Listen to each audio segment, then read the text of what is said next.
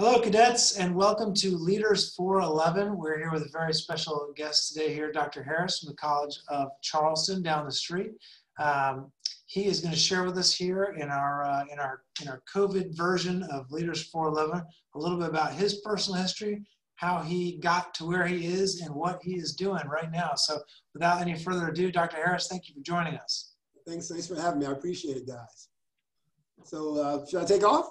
Take off. Take off. So what do? I work at the College of Charleston. I'm the Chief Diversity Officer here at the college. And so it's an office, a small office, and we have a program coordinator and a workshop trainer. And so an adage we often use is that we educate the less familiar and empower those we're talking about. We do a lot of work kind of advocating, supporting self-identity. As you know, sometimes things are very general. Either folks are black or white or male or female. But as you dig into diversity and multicultural education and inclusiveness, you'll find that there are many other self-identities that people explore the world through. So our office primarily is to kind of advocate for those self-identities so they can have full access to the college like everyone else, full access, resource, and equity. So that's kind of what I do. I came here originally as a professor of teacher education. Started off as a professor. I'm a former middle school teacher from 20 plus years back, 30 years back.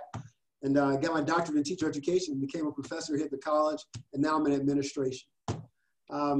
So, what do you want to talk about, leadership or the real world? Yeah, well, let's talk about it all. You know, let's hear where you came from. You know, where'd you grow up, and then how did you decide education was for you? Yes. How did you kind of start thinking about how to build a life?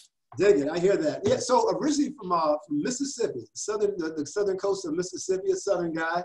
Wanted to play college basketball, had a little bit of skill, so I ended up at a school called St. Mary's University in San Antonio, Texas. At that time, it was NAIA, and I thought I had the skills, but I didn't. High school was my better years, but I did play 1 year, but I fell in love with the Hispanic culture. You know, being a Mississippi guy, you saw black folks and white folks, but you didn't see that many beautiful brown people at the time, so I've always been curious about human beings, so here I am with this beautiful Hispanic culture, kind of fell in love with it, so I stayed at St. Mary's and finished my degree.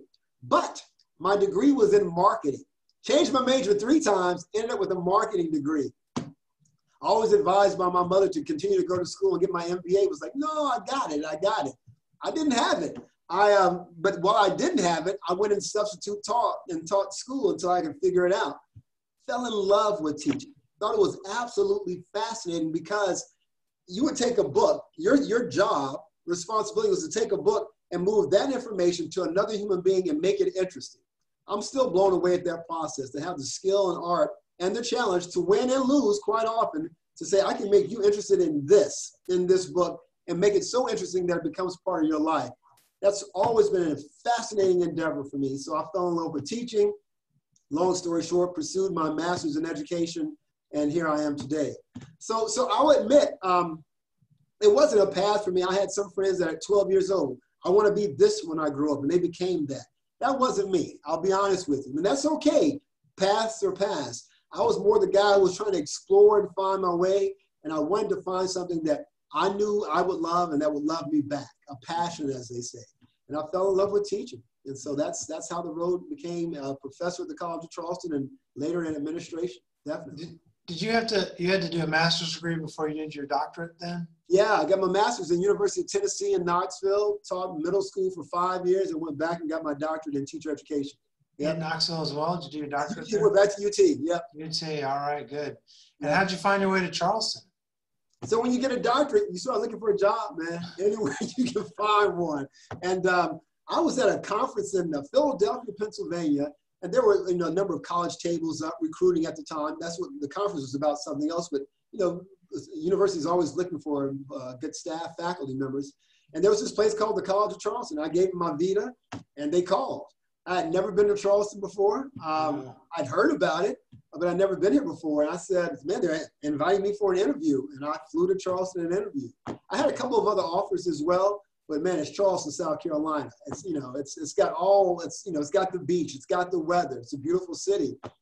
The other offer I had was way back in the woods, and they had canoes and trees, and not much of an outdoor guy. I chose Charleston, man, and that's how I came. That's how I ended up here. You know, it's incredible. I've had the joy of doing about, I'd say, 20 of these interviews, and just hearing one of the common themes I hear is sometimes opportunity just knocks, and people say, I saw this opportunity and I just took it, and here you are down here. So you came down here to teaching. You started just to teach how to teach. So you're at the College of Education there, just helping make master's degrees and undergraduates, or? That's exactly right. I was in the School of Education, Health, and Human Performance, and my job was to teach people becoming teachers, elementary social studies methods, and middle grades methods, because that was my background. So that's what I taught people pursuing their undergrad degrees and masters in education. So that's what I taught.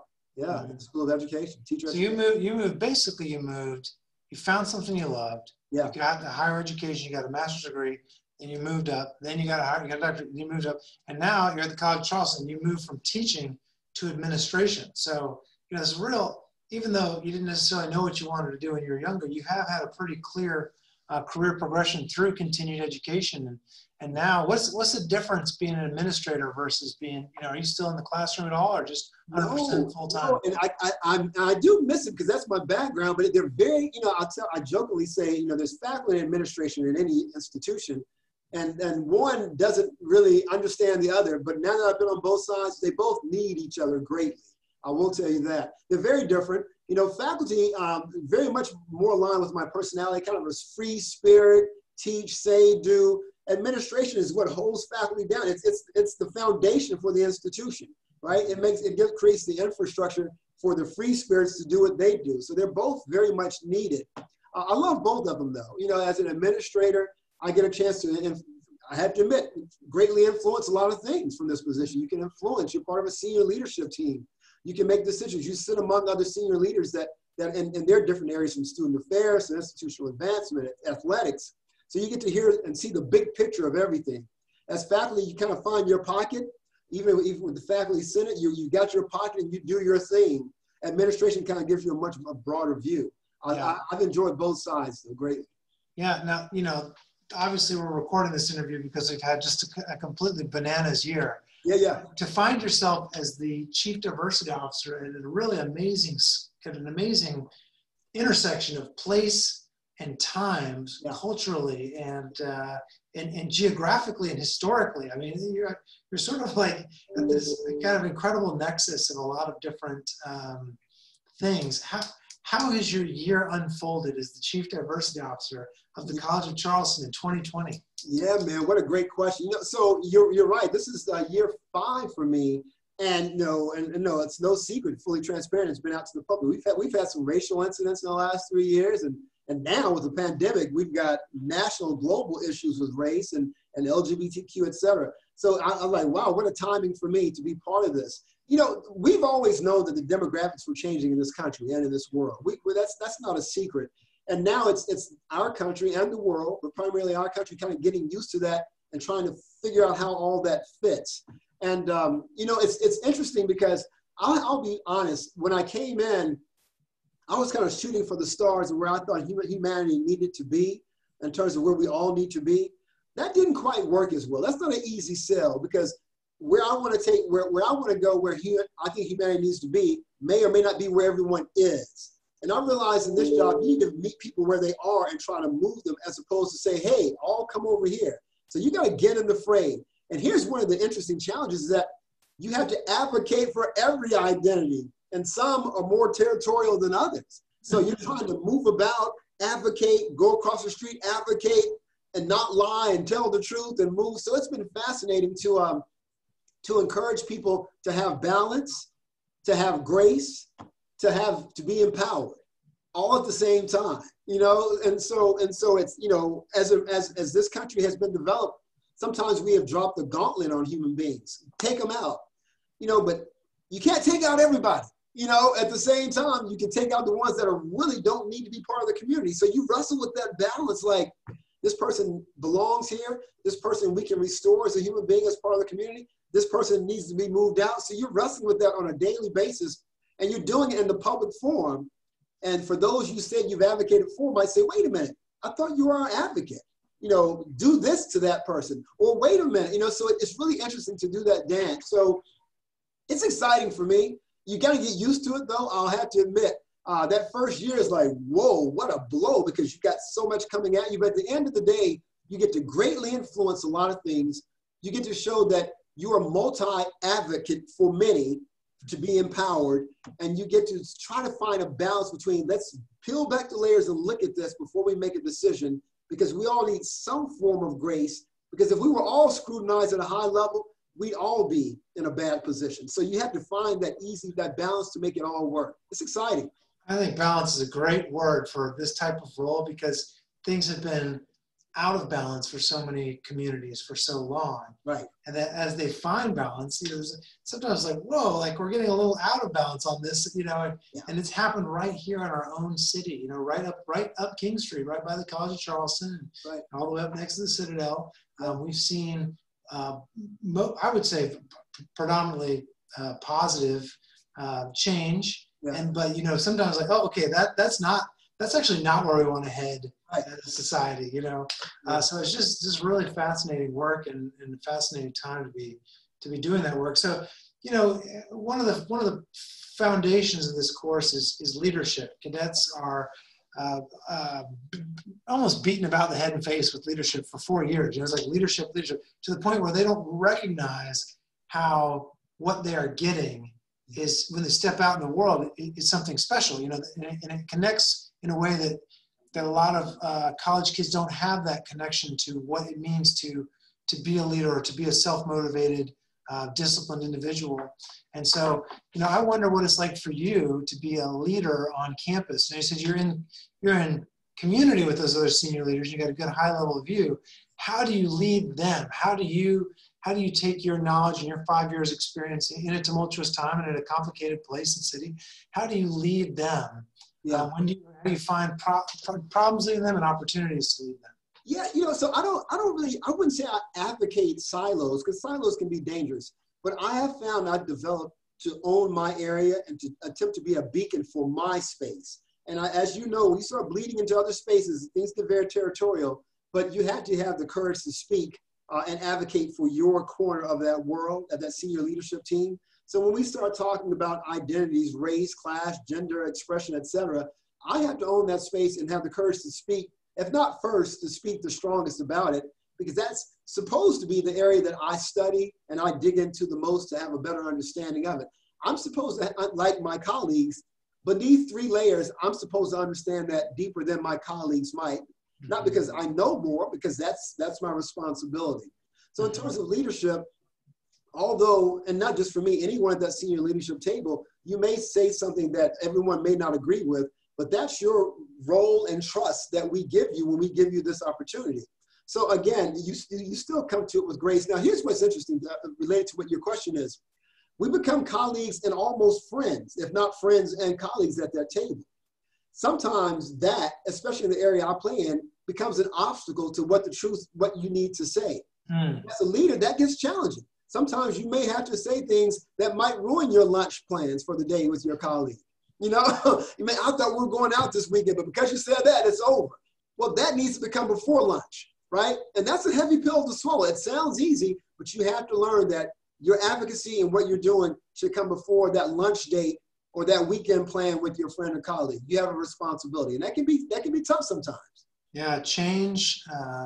I think particularly in the sphere of social justice and reconciliation is it's uncomfortable, and so it's uncomfortable for some people. It's obviously very welcome for others, and so the idea that you by definition you have to disrupt the apple cart in order to change the status quo. Yeah, and that's very difficult work. Well, I tell you what, I will wrap up with a question that I've asked every person that has been kind enough to join us for this course, and that is, you have all this experience, all this professional experience in education, and knowing what you know now. What do you wish you had known, age 22, sitting in that classroom as a senior, getting ready to step out in the real world? What wisdom do you man, if I'd only known that, things probably could have been a little bit different or easier, or I would have made some different choices. What wisdom would you impart to a college senior that's about to step into the real world? Yeah. Oh, that's a beautiful question. I'm 54 now, and I don't feel old at all. But you're right. I was 22. That was so many years ago, and what would I have changed? And I jokingly say at home, I had a mentor professor like many people do, someone that you would kind of give credit for kind of helping you get where you are. And I jokingly say, it's the line I say at home, like, man, he didn't tell me that, you know. And so he didn't tell me the difference between government jobs and private jobs and the obstacles with that. You know, he didn't tell me about the politics that are involved in everything. That, you know, like, what's the line? Get into politics before it gets into you. You know, I didn't really know about all of that. You know, I was aware of it, but I didn't aware of how strong those things might be. But I think at the end of the day, and this is no offense to any team leader, this pandemic, you asked what would I've known, asked 22 years ago. Leadership, man, and I'm going to kick my own dog because I'm part of a leadership team. It's not as smart as we think it is. It's a lot of people who spend a lot of time in an area who make very strong, educated guesses, but you too can become a leader because all they are is educated guesses based on what they know. So sometimes we concede our whole selves to a leader when at the same time, and this is coming from a social justice guy, diversity guy, you have to question incessantly, and it's okay. But I will say this, what do I know now that I didn't know? At 22, I lost a lot of jobs, quit a lot of jobs, and got kicked out of a lot of jobs. That's not necessary. It's just not necessary to go through all that. You just have to read the room, understand the room, and understand that it's coming from somewhere, and it's rarely as personal as you might think it is. It's probably for other ulterior motives that have nothing to do with you, that it seems like it's coming right at you. So keeping a cool head, cooler heads prevail, and understanding that you're trying to navigate your own life through these situations and that it's not coming at you, you just think it's coming at you because things aren't quite working out the way you want them to. But it's not about you, it's about something else. So I think it's maturity might be the word, development might be the word, empowered and trusting yourself might be the word, and to know that you are your best guide. You can get as a professor, everything I've ever said to a student, I follow it with, take this under consideration. I've got 99% of the right answer for you, but that 1% might make me wrong. So understand that you've got to be your own intuitive guide and take all those influences. And lastly, trust the ones you value. Don't take in everything you hear, but the people you value, the people that you know who are trying to lead you, trust those, because everything coming into your ears is not worth coming into your ears. But the people you value, the people you trust, the people you love, use those as influences and guide, and then trust yourself to do the rest. Man, that ability to block out the noise and only allow that, I mean, that's, you're going back to the Stoics with that kind of advice. That's some good stuff. I've been reading too much, man. Give me a job. That's good. That's good, Dr. Harris. Well, hey, thank you so much for joining us. We really appreciate it. And the cadets will benefit from hearing from you. So thank you very much. Always great seeing you, brother.